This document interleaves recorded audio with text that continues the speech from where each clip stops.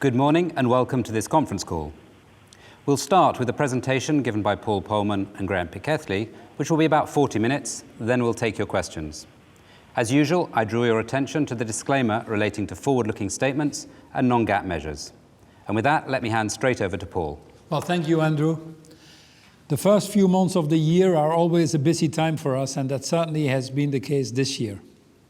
But these have also been exciting times, and everyone in the company, from the board to the shop floor, have come away from this experience highly energized and ready to take Unilever to the next level.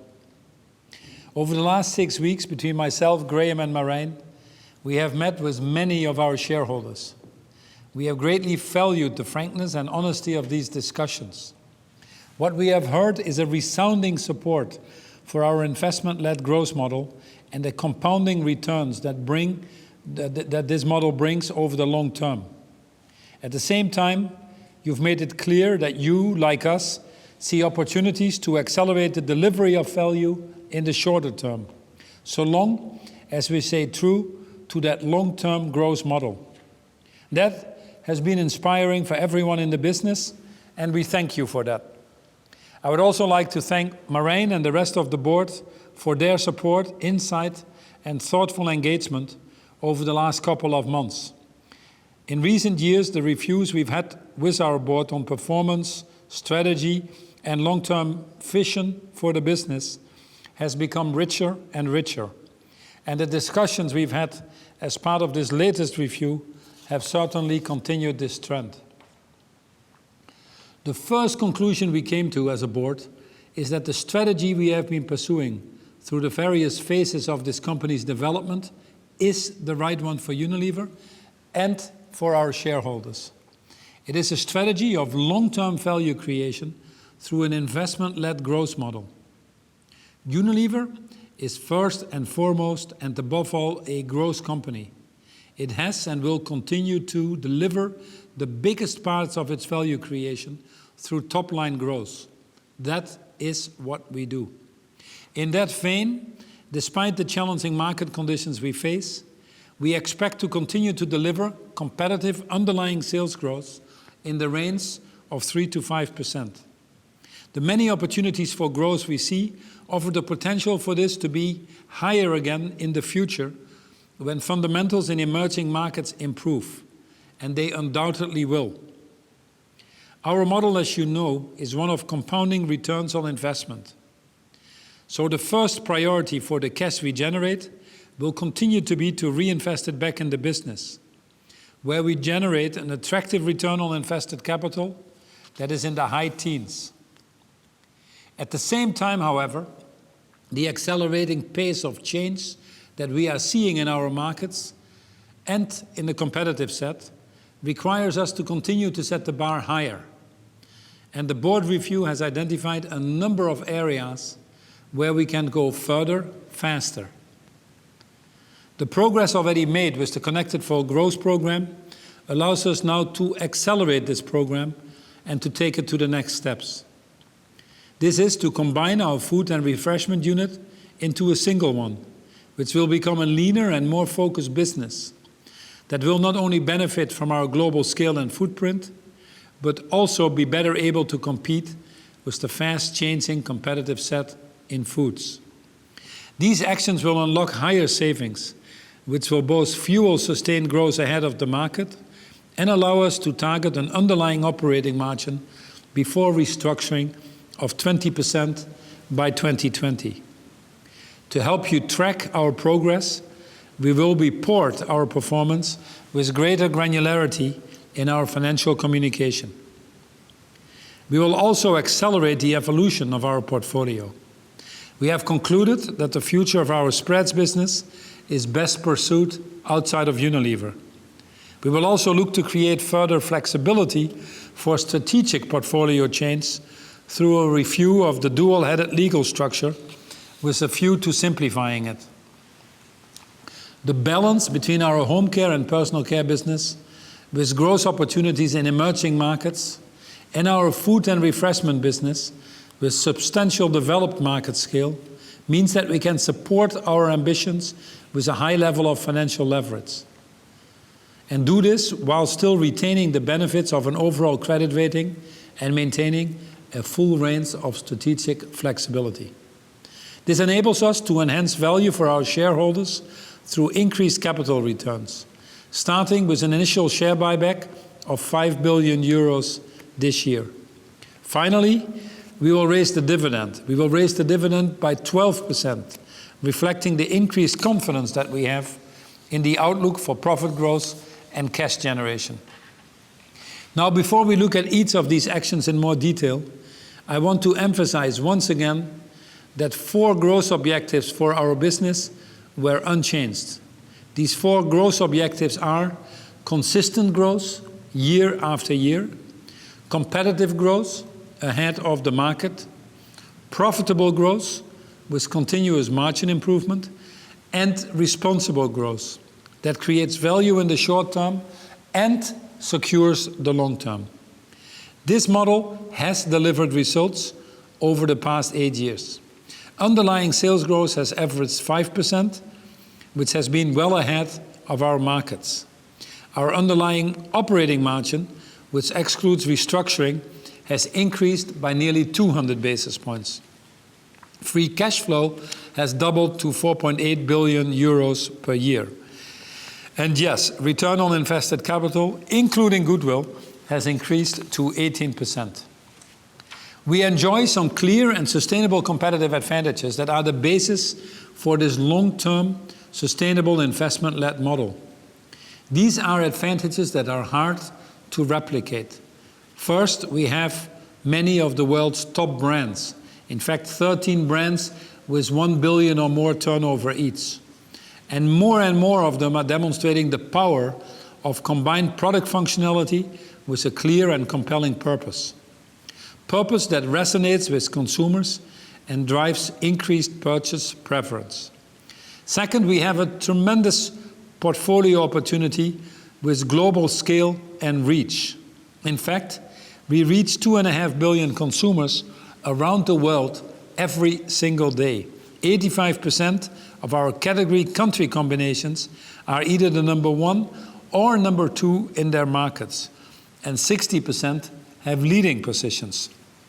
This gives us a relative market share that is on average more than 1.5 times our nearest competitor in the markets in which we compete. And third, we also believe that our emerging market footprint is a tremendous asset. 50% or 57%, of our sales are coming from these emerging markets. The macro demographic trend that will define the coming years will throw up a wealth of opportunities for increased consumption and value. With 800 million more people expected to move into the middle income levels, 400 million people living in emerging market cities, and in those cities, 300 million women expected to move into paid employment. We are well prepared to capture these opportunities with the breadth and depth of our trade distribution system that operates across all of our categories in those emerging markets. But we also know that the environment in which we operate is changing rapidly. We see fast changes in consumer habits, increasingly both more global and more local, with trends changing faster than ever. We also see it in channel proliferation, with the rapid rise of both online sales and convenience store. So progressively, a little less reliance over time on the traditional big box retailing. We see it in media, where multi-channel, digital, mobile-first approaches are now simply essential to address the many different paths that consumers take to arrive at a decision to purchase one of our products. And obviously, I don't have to explain the geopolitical environment with economic and political volatility. At the same time, the competitive landscape is changing and challenging our industry in an increasingly faster pace. This is particularly the case in foods. US-based food competitors are rebasing costs to various degrees. The Froneri combination brings a new competitive dynamic to ice cream, and new entrants are developing so-called foods of the future with agile new business models. So across the board, benchmarks are being reset. It is in this context that we must ourselves continue to change, so that we can continue to compete with our model, but do so harder and faster. Now, we've always been responding to these changes, and the last one was the comprehensive Connected for Growth program, as we explained at our Investor Day back in November. The changes in our organization have been the right move at just the right time. They are strengthening our innovation, making us more agile and better able to respond to local trends and do that with speed. They sharpen our category focus, allowing greater differentiation between categories so that strategies land more efficiently in the markets. The new category country business teams, or CCBTs, now manage performance at a local level, right on the front line, where we serve consumers every day. They draw down on the global innovation programs, but importantly are now also able to innovate locally, taking more risks and doing so with more agility. We have now brought together our precious model of brand developers and brand builders into a single marketing organization within each of these categories. The organizational change also unlocks trapped capacity, so we can do more with fewer layers and touch points, and yes, fewer people. Implementing zero-based budgeting is an integral part of Connecting for Growth, as we explained to you in November. It provides the fuel for investment in growth, as well as driving our margin improvements. The changes are already starting to show results, and some you saw at the tail end of last year. Connected for Growth unlocks faster the global rollouts to more markets. Like Rexona antibacterial deodorants in more than 50 markets last year, or the new Omo launch in more than 30. It unleashes local innovation faster, like the new Flexi Packs in laundry, or the Hellmann's barbecue sauce range in Europe. And it helps us respond faster to emerging consumer and channel needs, like our Ayush range of Ayurvedic products in India, or the hijab fresh shampoos in Southeast Asia. The changes are landing well and give us the foundation to accelerate and take the next steps. The review we've carried out shows that we have more scope to faster evolve our organizational model and further improve our cost base, learning particularly from the new approach to cost and margin underway in the food industry. To enable this, we have announced today that we will be combining foods and refreshments in a single integrated unit. The divestiture of spreads makes this the natural time to take this to the next step. Each of our three categories, home care, personal care, and now foods and refreshment, will continue to benefit from synergies across Unilever where they really matter, in sales and distribution, particularly in emerging markets, where our scale enables us to reach deeply, often with exclusive distributors. In purchasing scale, particularly in areas like advertising. In recruiting the best talents, with our USLP and purpose-led approach to brands proving a significant attraction in the battle for top talents. Now, each of the three categories will also pursue its own specific priorities. Personal care will continue to grow with its strategy of largely global innovations, moving into more premium positions and expanding into high-growth segments and channels. Margin improvement will be steady, primarily delivered through innovation, improved mix, and growth leverage. Home care will build on its strong emerging market footprint, with its strategy of market development and benefit-led innovations that address emerging market needs. At the same time, this business will continue to move towards industry cost benchmarks by accelerating the rate of margin improvement. And last but not least, food and refreshments will combine, as I mentioned, into a single business unit. It will work to create a leaner business model, more suited to the industry it operates in and the scale it has developed in developed markets. It will sustain growth by modernizing its portfolio and continue to build its emerging market presence. There will be synergies in the category-specific costs from bringing food and refreshments together. The new unit will be based in the Netherlands, one of our largest food and refreshments markets, alongside our world-class research and development facilities, and where Food Solutions and our European Foods team are already located. This will enable further synergies. Foods and Refreshment will re-engineer its combined global cost base, unlocking synergies and savings as the cost benchmarks in food will continue to be reset. They will continue to leverage the local sales and distribution we have, and so share in the reduction of local cost as a result of the Connecting for Growth and the ZBB initiatives. Turning now to the developments of our portfolio.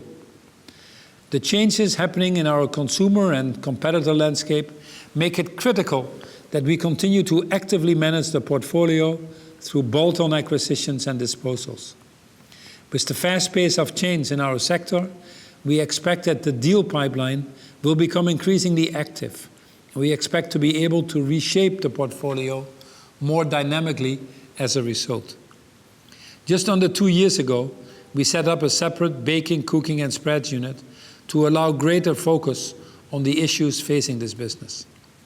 The unit has responded well, stepping up innovations, reducing cost and increasing cash generation by some 80 million euros last year alone, and yes, holding market share. However, the underlying category remains challenged in developed markets, and we have now taken the decision to launch a process to either sell or demerge our spreads business. This will allow us to focus on other, faster-growing categories. We will launch a sales process and hope to conclude this during the remainder of 2017. In parallel, we prepare for the alternative of a demerger if we are unable to realize sufficient value through a sale. As a reminder, the total turnover as spreads is around 3 billion euros, and that includes both the BCS unit in developed markets and the spreads unit in the rest of the world. Now, looking ahead, we see it as important to keep open options for further strategic portfolio change. As we evaluated the alternatives for baking, cooking and spreads, it was apparent that our dual-headed legal structure can add complexity during a sizable transaction. That could be an impediment to the event of a potential future sale, demerger, or strategic acquisition. As a result, we have decided to review our legal structure with the objective of achieving greater simplification and increasing our strategic flexibility. We expect to conclude this review by the end of 2017. With that, let me hand over to Graeme to take us through the financial aspects of today's announcement. Graeme? Thank you, Paul. Good morning, everybody. Let me start with our savings programs. We are increasing our total savings programs from 4 billion euros to 6 billion euros over the next 3 years. The total restructuring cost will be 3.5 billion euros. This includes the restructuring that will be needed to shed unrecovered fixed costs following the exit from spreads. As you would expect, the majority of the savings come from the area where we have the largest cost base, in our supply chain. As you know, we plan to deliver 1 billion euros of savings each year in the supply chain. In other words, 3 billion euros over the next 3 years. At our November investor event, we updated you on our Connected for Growth programme, including zero-based budgeting. And we said there that we expected this to deliver more than 1 billion euros of savings across overheads and brand and marketing investment by 2009. So in total, this added up to 4 billion euros of savings that we were targeting for the period from 2017 to 2019, when we set out our target of 40 to 80 basis points per year of margin improvement. That margin progression range assumed that around 2/3 of the total savings would be reinvested behind growth, or more than that if you also take into account the benefits of mix improvement and some volume leverage. And here is our mea culpa moment. There is no doubt that we erred on the cautious side. It's in the nature of a Scotsman and a Dutchman, I think, to do that. With the benefit of savings programs that are over a year old now, we've had a good look at our projections and what we can achieve by accelerating them, by extending zero-based budgeting into our supply chain, by rolling out the 5S savings program that we've been applying very successfully in home care across the other categories in our business, through the acceleration of Connected for Growth, and through the additional savings unlocked by the new Foods and Refreshment organisation and the leaner business model that it will implement. Together, these raise the cumulative supply chain savings from at least €3 billion to around €4 billion. And they will lift the savings in overheads and BMI from more than €1 billion to around €2 billion by 2019. So all in all, that makes €6 billion of savings by 2019. We continue to expect around 2/3 of that savings number will be reinvested behind growth. These are some quite big numbers, so let me give you more granularity on where the savings will come from. Applying ZBB principles to our logistics costs helps us extend our savings program. This chart sets out a few examples. By sharing internal best practice, we've identified savings of 15% in warehousing costs, 10% in transport costs, and 10% in the cost of repacking our products for promotions. The second driver of the step up in supply chain savings is the 5S program. This is a very disciplined and rigorous look at the totality of the value chain.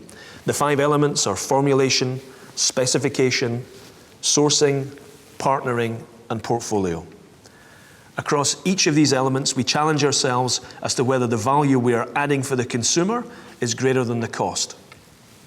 We then take a fresh approach to the design of our products and the supply chain that delivers them, which we call a design to value approach, ensuring that any additional costs are translating into additional benefits and that these benefits are reflected in the product price. If not, then the additional cost needs to be removed.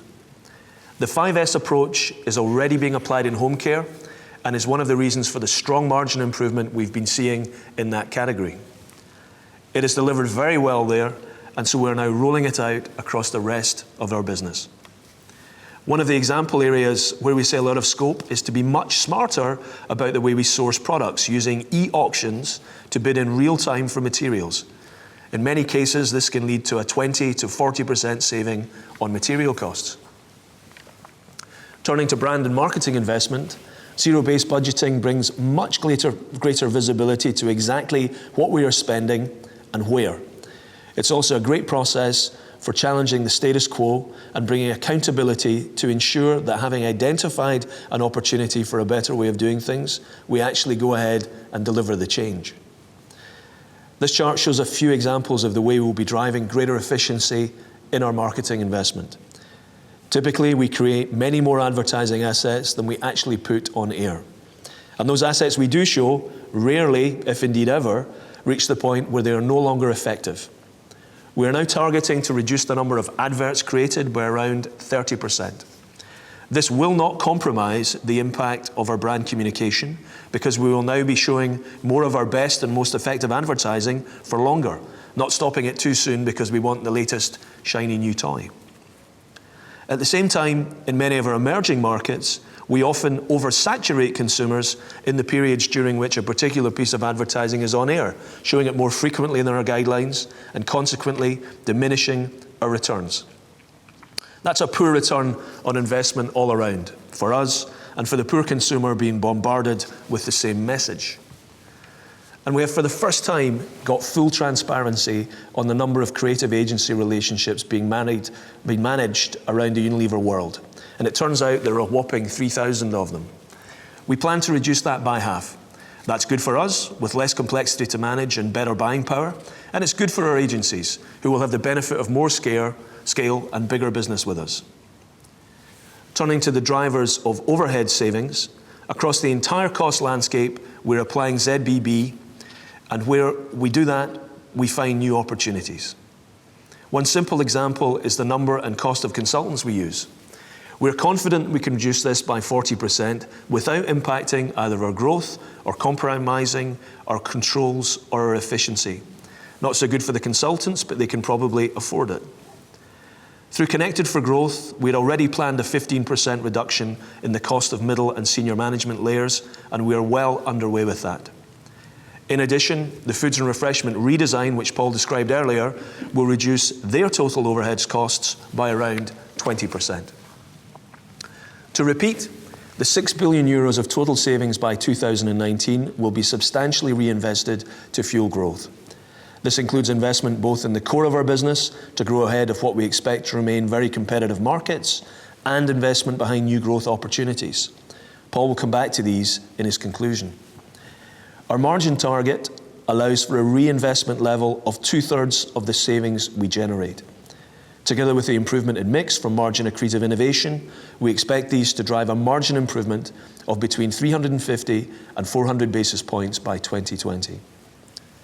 Our existing core operating measure, as you know, absorbs all non-M&A related restructuring, which has been running at between 80 and 120 basis points each year. It also excludes significant one-offs, either positive or negative. On this measure, the margin would increase from 15.3% in 2016 to a target of 19% in 2020.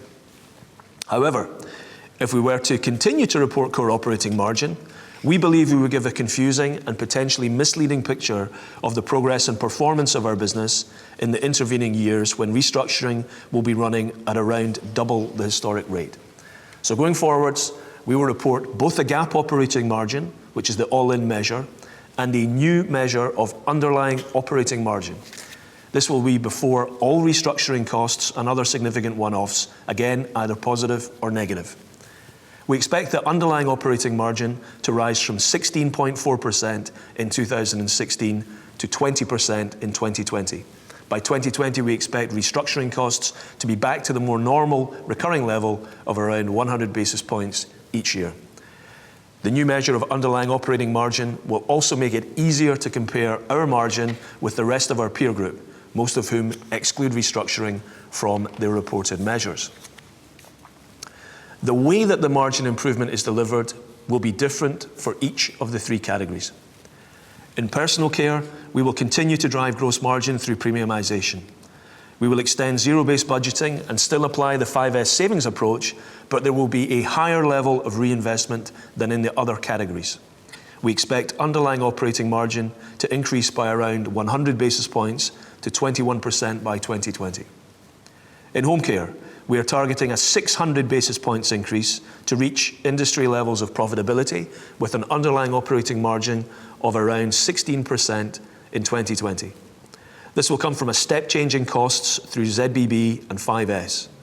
We have strong growth and share momentum in this category, so reinvestment rates here will be lower and we will bring more of the savings through to margin. In the new foods and refreshment category, we will redesign the cost base as Paul has already described. We expect this to result in a 500 basis points improvement to 21% by 2020.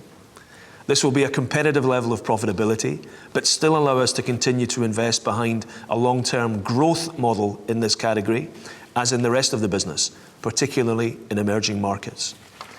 Let me now turn to the balance sheet and our priorities for cash. Our first priority continues to be to reinvest in our business, where we make a high return on capital. We will invest strongly behind our brands, an estimated 30 billion euros over the next 4 years, and in capital expenditure to support growth and efficiency. We continue to target bolt-on acquisitions with a good strategic fit and expect an average investment here of around 1 billion euros to 3 billion euros each year. We will now target a net debt to EBITDA ratio of 2 times.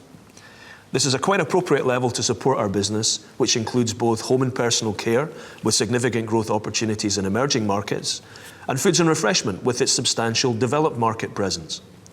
Importantly, this leverage is consistent with a strong credit rating of at least AA2, retaining both strategic flexibility and good access to commercial paper.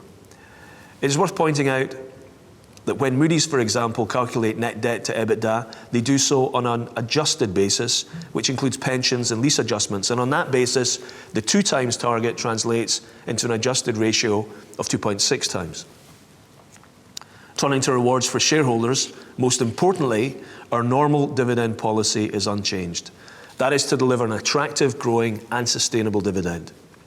Subject to the opportunities we see for value-enhancing acquisitions, we will now return surplus cash through either share buybacks or special dividends in order to maintain our new targeted leverage ratio of 2 times. This will begin with an initial share buyback programme of €5 billion over the remainder of this year. So to summarise the new financial targets, starting with competitive underlying sales growth that is ahead of our markets. This, of course, depends on market conditions, but as we currently see them, we expect it to translate on average to between 3% and 5% over the next 4 years. We target an underlying operating margin of 20% by 2020. We expect to increase our cash conversion ratio to 100% by 2020. This will reflect the capital efficiency programs which we described at our investor event in November. We said then that we expected capital expenditure to be in a range of 3 to 3.5% of turnover. With more of our local innovations locally sourced from third parties, we now expect capital expenditure to run at the lower end of this range. We will also benefit from lower ongoing cash costs of pensions, following a one-off injection to our funds of around €700 million, which we will make this year. We plan to maintain return on invested capital, including goodwill, in the high teens. And going forwards, we will additionally be including a segmental breakdown of operating assets by category in our annual reporting. And with that, back to you, Paul. Thanks, Graeme. The announcement we've made today represents a significant acceleration in the delivery of sustainable shareholder value. I want to re-emphasize that Unilever is above all a growth company. Let me remind you briefly of the key elements of the growth strategy in each of the categories. Personal care will continue to pursue its objective of growing the core, expanding in attractive high-growth segments and building in premium positions. Connected for Growth will help us accelerate growth through faster rollout of global ranges with differentiated technologies. And the new country category business teams, now responsible for delivering on-trend local innovation, will help us speed up our time from idea to launch to respond more quickly to local trends. More and more of our innovations and investments are focused on building our portfolio in key high-growth segments, segments like natural male grooming or addressing the needs of Muslim consumers. As well as addressing these high-growth segments, we are extending into more premium positions. In fact, over the last few years, we've added more than €1 billion turnover in premium personal care from both premium ranges and through acquisitions in prestige skin and hair. Home care will build on its strong emerging market footprint with its strategy of market development and benefit-led innovations. We have a well-proven market development model, helping people trade up to higher value formats, from our bars to our powders and onto liquids, or starting to use fabric softeners. We see enormous opportunities going forward in this space. Our innovation continues to focus on bringing new benefits, and we are reshaping our portfolio to respond to emerging needs and fast-growing areas, including water scarcity, air pollution, or the growing trend towards naturals. By combining our foods and refreshment category in a single integrated unit, we create a €20 billion plus organization, which puts us well in the top of global food companies. As you can see from the slide, the individual categories have already been delivering good growth, with savouries up 5% last year, dressing 6%, ice cream 4%, and tea up 3%. We see plenty of opportunity for the future. In emerging markets, there is a huge growth potential for packaged food, particularly those that respond to key needs, such as nutrition deficiencies or the increased demand for time-saving meal makers as more and more women enter the workforce. The newly implemented CCBTs will help us further build on the very strong performance of our iconic local brands, which are even more important in food and refreshments, where almost 50% of the portfolio is actually adapted to local needs, trends, and regulations. The new focused unit will also help us further modernize our portfolio. Many of the trends are common across food and refreshments, so there are real synergies as we look to develop innovations in fast-growing areas like products made with all natural ingredients or meeting specific dietary needs. To conclude, over the last 8 years, we've been taking a series of steps to transform Unilever into a stronger company. The first of these was to restore consistent growth and profitability. The next was to sustain investment, a cumulative total of 27 billion in BMI or brand spend, capital expenditure, and bolt-on acquisitions. Then we set up the 4 categories and defined for each of them their specific strategies and objectives. We extended this with the setting up of the baking, cooking and spreads unit just under 2 years ago. And last year we launched Connected for Growth, which is making us more agile and closer to our local markets. All this has set us up well for the next step, which is to accelerate Connected for Growth whilst managing the portfolio more dynamically to unlock value faster. And it allows us to do in a way that continues to remain true to our long-term, sustainable value creation model. Wrapping up with a look at a shorter-term delivery, I will finish with a few words on the outlook for the year and the dividend. We will provide our usual first quarter trading update in 2 weeks' time on the 20th of April. So I would ask you to hold your questions on quarter one till then. However, I can confirm that we remain on track to deliver our full-year underlying sales growth target that we've set and shared with you of 3 to 5%. We expect the improvement in underlying operating margin to be at least 80 basis points. And we are raising the quarterly dividend by 12%, with effect from the next payment, which will be in June. This reflects our increased confidence in the outlook for profit and cash generation. And with this, Graeme and I will be more than happy to take your questions. Thank you, Paul. As a reminder, if you want to ask a question, please press star 1. If you wish to cancel your question, press star 2. And if you're listening to the conference call on a speakerphone, please do use the handset while asking your question. And finally, please keep your questions to a maximum of 2. And our first question is from Alain Oberhuber of MainFirst. Go ahead, Alain. Thank you very much, Andy. Good morning, everybody. I have 2 questions. The first question is regarding the underlying margin you just mentioned. You said at least 80 basis points. I mean, this is a big shift from what you said at the Capital Markets Day. Could you explain what in short term you did in order to more than double the underlying EBIT margin for this year? And the second question is regarding the fruit business and the strategic relevance of that business. Are you now through with the review of the portfolio in foods, or are there still activities you could look at to be divested?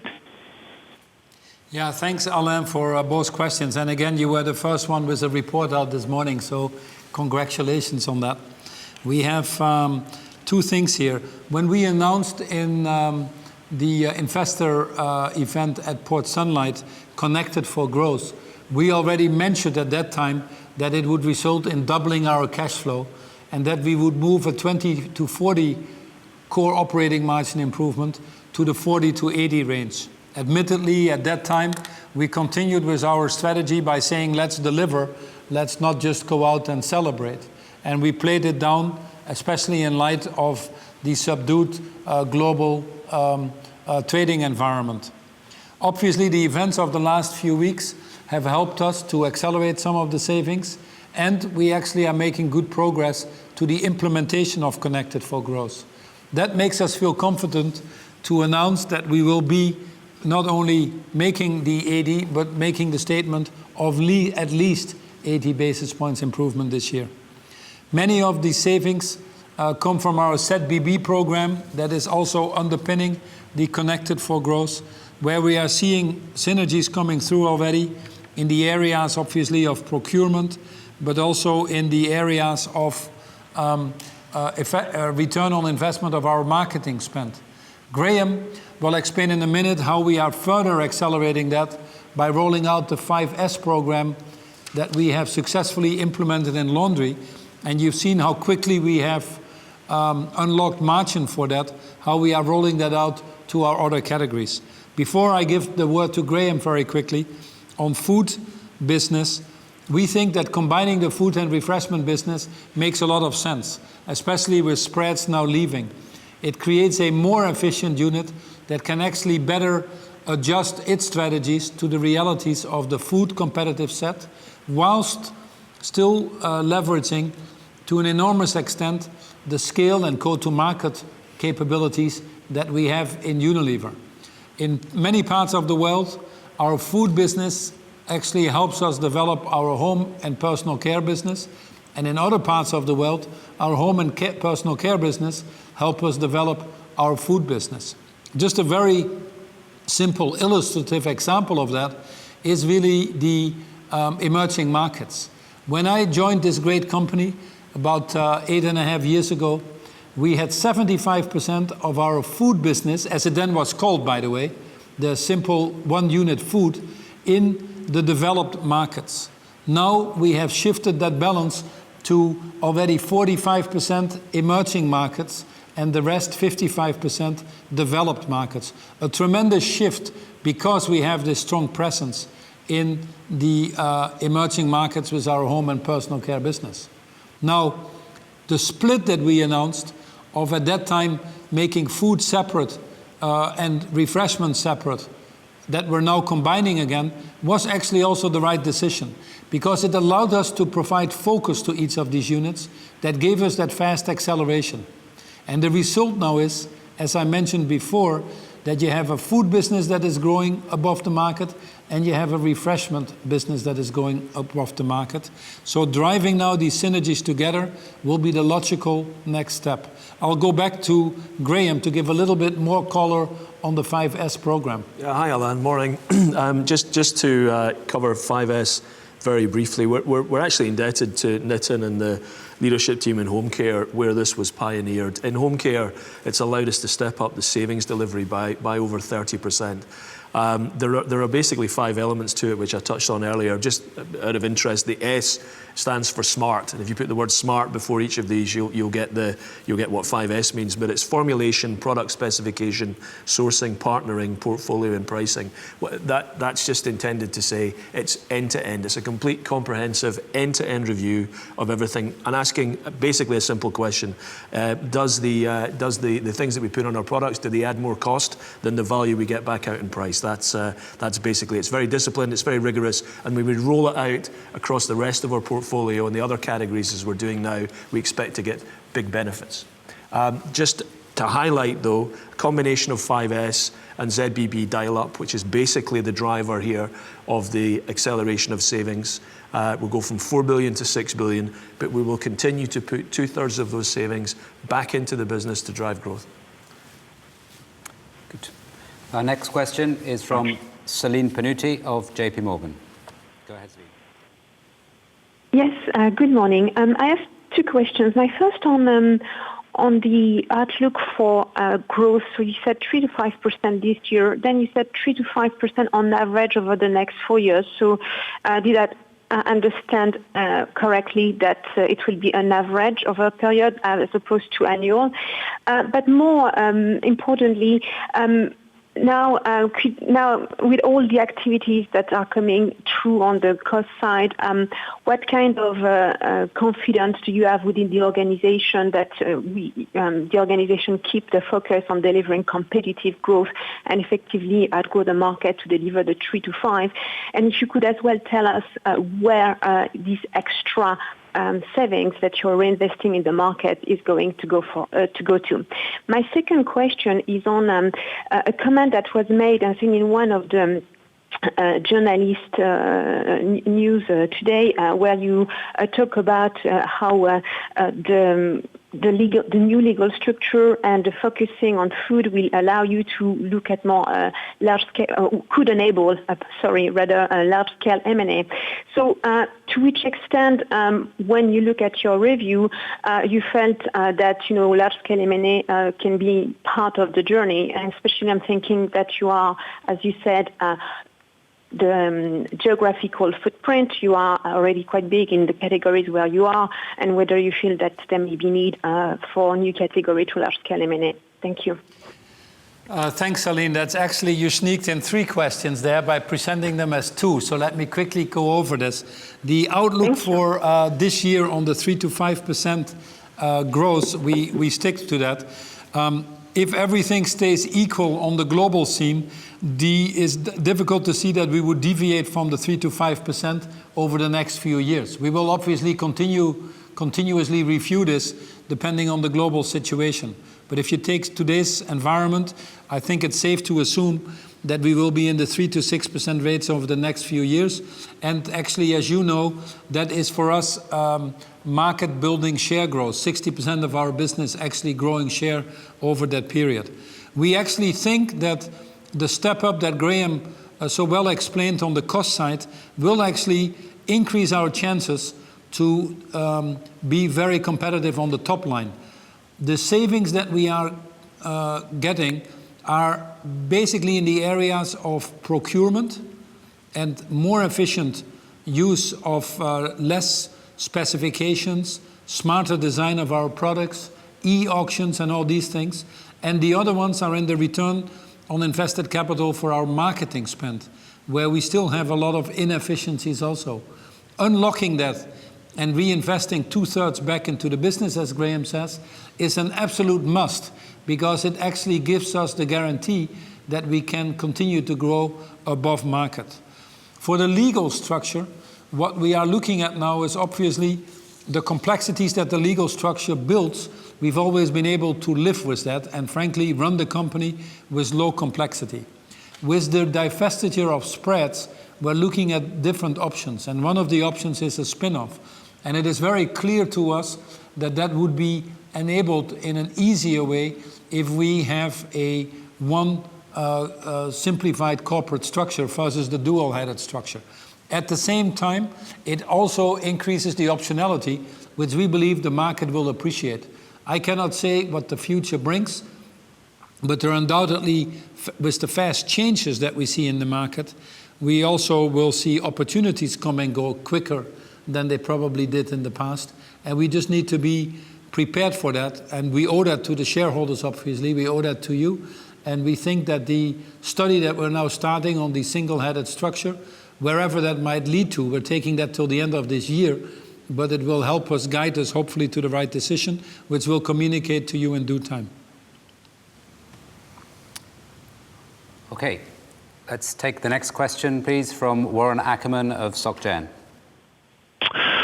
Good morning, Paul. Good morning, Graeme. It's Warren Ackerman here at SocGen. A couple of questions. First one on spreads. I mean, you've said that you would consider a demerger or spin-off if you can't get fair value for the business. Assuming that does happen, do you actually think it's realistic to spin off just spreads without injecting other food assets? And then related to that, why did you choose not to spin off foods completely? Why would that not have created more value than merging refreshment and core foods together? That's the first question. And the second one is just back on this NV PLC share structure. I'm pretty intrigued by this. I think you had a review of this back in the early 2000s, if memory serves me correctly, but I think tax was an issue back then. How do you actually do this? And are you talking about a single share structure? And I'm still a bit unclear why this NV PLC structure makes bigger acquisitions more difficult. And does it make it more difficult to separate foods and HPC? Because I know in some emerging markets, Indonesia, it's more NV ownership, and other markets it's more PLC. If you could just clarify that that would be helpful. Thank you. Yeah, thanks, Warren. And Graeme will give another shot at the dual structure so that we can explain it from the possible share transactions in the future and other things. So I'll have Graeme come back to that in a second. On spreads, the demerger or spin-off, I think the business of spreads has very, very strong brands, as you well know. And the plans that we have on this business right now are certainly building our market share. There's no question that our dedicated focus that we have brought to that business has not only improved its profitability, the 80 million that we did last year, but also improved significantly its overall competitiveness. With the brands that are in there, the strong brands like Rama, Flora, Blue Band, Becel, there is certainly opportunity to grow that business and expand these brands into other categories. With a 3 billion turnover, you would be a FTSE company here in the UK and very well positioned within the FTSE. The profitability is strong, cash generation is strong. So we think that a demerger or spin-off has validity. It might result in that unit then having opportunities to acquire other businesses and grow from there, but it certainly is an option that we are seriously considering. Why not food completely? Because we can continue to create enormous value on our total business by having food together with personal care and home care. I briefly alluded to that, but our distribution in the emerging markets is a good example of that. Our driving our business to a more global footprint is a good example of that. The joint management of our customer accounts, the consumer and procurement synergies, talent attraction and all the other things. Anytime we look at this, we see an enormous opportunity to create value ourselves and still a too high a disadvantage of the dis-synergies we would create by separating these businesses. So in order to unlock more value than anybody else can, including the attempted bid that we had to deal with, we certainly see that opportunity to be better in-house than with others. So with that, I'll hand it over to Graeme again once more on the dual structure briefly. Yeah, morning, Warren. First thing to say, I guess, is you're right. We've reviewed the dual-headed structure a number of times over the last 10 years or so, and we've always come to the conclusion that it works pretty well in the absence of major changes. So there's no great cost connected to it. There is a bit of complexity, but it's internal complexity, and at the end of the day, nothing terribly significant. Having said that, the recent review has shown us that it can add complexity to structural portfolio change, be that an acquisition, be that a disposal, or be that a demerger. In fact, it was actually apparent when we set up the BCS unit into its independent legal entity, the consolidation of that across many countries with the twin-headed structure made it a very, very complex process. And again, when we've evaluated alternatives for spreads, as Paul just said, exiting by a spin becomes very much more complex through the dual-head structure than it is in a unitary structure. That's just one example. When it comes to having a single equity, there's no doubt that, first of all, you have combined market capitalization firepower in a single equity. It's a little bit simpler for anybody to understand if you were doing a major strategic acquisition that required use of your equity rather. Having a single share is easier to understand, communicate, and therefore more attractive. So I'll emphasize we don't want to preempt the outcome of the review. We're just starting a review. As Paul said, we'll conclude that by the end of the year. But it has become clear to us that given the dynamics around more significant major change around portfolio, which the spreads exit has informed us through, that now is a good time to review it again. Yep. Okay, thank you. Thanks, Warren. Okay, thanks, Warren. Next question is from Robert Jan Vos of ABN AMRO. Go ahead, Robert. Yes, hi, good morning, everyone. First question is on the phasing. It's not a huge restructuring program, so I assume that the phasing of the costs and also maybe the phasing of the margin increase is a bit more even over the coming years. Can you elaborate on that? And my second question is, sorry to come back on the structure, but is it still the case that moving from a dual entity to a single entity that would lead to tax claims that you can now defer? Can you comment on that? Those were my questions. Thank you. I appreciate it. We will not go into the structure anymore, because what we really have announced is that we will study all of that, and there are many aspects to that, and we will come back to that. So this is the last comment we make on the structure, because there are many angles on that. And I'll go directly into the phasing of cost, which Graeme will answer. Sure. Hi, Robert.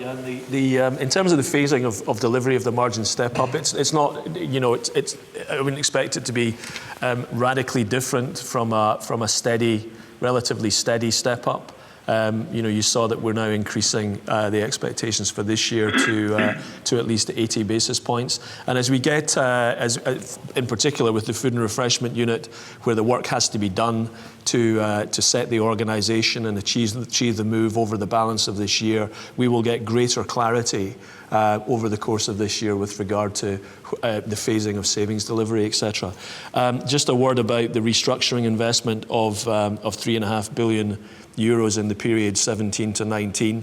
There is part of that relates to dealing with the shedding unrecovered costs following the exit of spreads, which we expect to take place by the end of this year. So we need to work over 17 and 18 in order to reset the cost base following the spreads exit. That brings some of the restructuring and savings, savings, but it's dealing with sheddable cost. So net, there's a lot of work to be done over 18 and 19 following spreads exit from a restructuring investment perspective that pools the restructuring investment and probably forms a larger component of that investment during the course of 18 and 19.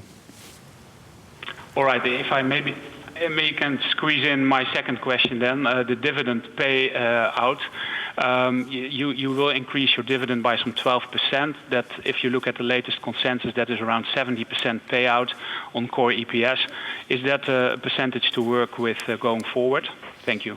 Yeah, we think the adjustment that we now make of 12% doesn't mean that we go up every year 12%, but what you see here is obviously a confidence in our plans and in our future cash delivery and our EPS growth. And obviously, depending on the phasing and how will we do over that period of time, we'll move the dividend payout ratio a little bit up or down, but I'll let you do the calculations of that. But it's very, for us, is a very important message of responsible capital management towards our shareholders and the confidence that we will deliver on these plans and hopefully some more in the future. All right, thank you. Thank you. Okay, thanks. So we could have our next question, please, from James Targett of Berenberg. Hi, good morning, everyone. Just a quick one from me. Just coming back on your leverage target of 2 times.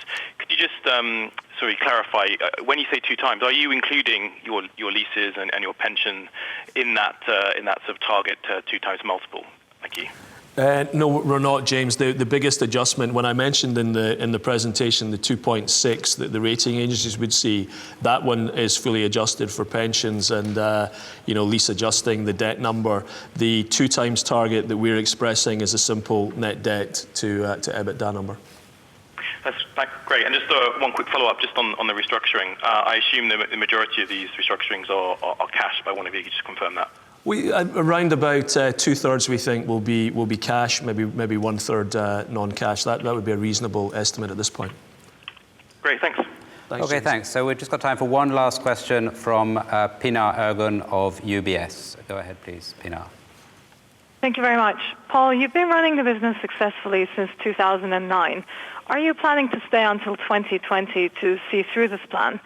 And my second question is, you've highlighted your plan by category, but I wanted to get your thoughts about mature markets more specifically. Unilever has averaged around 0% growth in mature markets over the last decade, but profitability there, I think around 16.5%, 17%, if I'm right, is relatively low for such level of growth, not compared to peers. Going forward, what sort of top line and margins balance are you thinking about in these markets? Or maybe, in other words, will the bulk of reinvestment of cost savings flow into EMs? Thank you. Yeah, thanks, Pinar. Let me start with the second part first before I retire so that I can finish that answer, and then I'll go to the first one, if you may. So on the margins, there is no doubt that we were dealing with portfolios in the US that were not strategic, and we had to spend an enormous amount of time on getting the right portfolio. That business had been run independently for too long with quite a different strategy. So we got rid of the Whizbones and the Skippies and the frozen foods and many of the other things. And that has taken an effort. And then we had to acquire businesses like we did with Alberto Culver and now the recent businesses to bring it in line with our company. So the North America business, with the investments we've made and the transformation that has taken a little bit of time, is now fit to grow. A good example might be ice cream, where we were just selling bulk ice cream basically in retail as a commodity, and frankly that wasn't a pretty sight. Now, having introduced brands like Talenti that we acquired, or the Magnums, has given us a premium ice cream business that is actually very attractive. And the same is true for many of the other businesses there. A major transformation. Now it has to deliver both on top line growth and it has to deliver on bottom line growth. No question about it.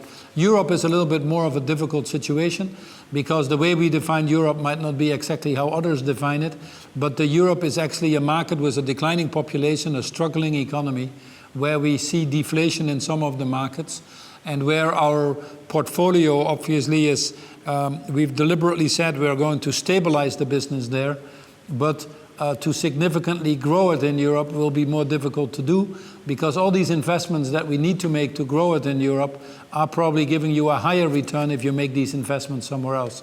So in Europe, we need to continue to work the cost structure with all the challenges that brings with it that you're well familiar with. I think that organizing the food and refreshment unit now in one unit that can better respond to the dynamics of the food industry will help us unlock margins, and that's really what we're telling you. On the personal care business, we are by all means very competitive, and on home care, we have shared the plans with you and actually are delivering on that with the 5S program and some more to get to the healthier margins of 15% plus, and Nitin is well on the way to do this. So I feel fairly confident of our differentiated strategy by region, and the main growth will continue to come from obviously expanding our footprint in the emerging markets, market development, and strengthening our market shares there. And we're very well placed to do this. I think temporarily the emerging markets are under pressure, hence the timing of this bit. But anybody who is a long-term investor can see that that is very well set up for us to benefit from this unlock of value that is undoubtedly going to happen there. In terms of my own retirement, the thing is very clear. As we've worked these plans, Connected for Growth, as we've worked these plans over the last few weeks, we're even more energized that actually we're turning a crisis into an opportunity.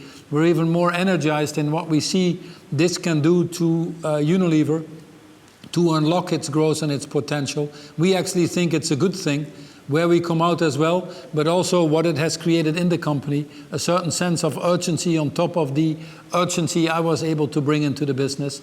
And we're very energized to translate that into very good results. And obviously it's the board's decision, your question, but we certainly want to be part of that change, and we think it's important that we are part of that change actually as we help the company through the next stages. And my energy is there to do this as long as it may last. Very clear. Thank you very much. Thank you. I appreciate it. So I think that Andrew is nodding at me because I think we've overrun our time slightly. So I apologize for that. But once more, I appreciate the time that you've made available on a very short notice to be with us today, to share this, what for us is important news.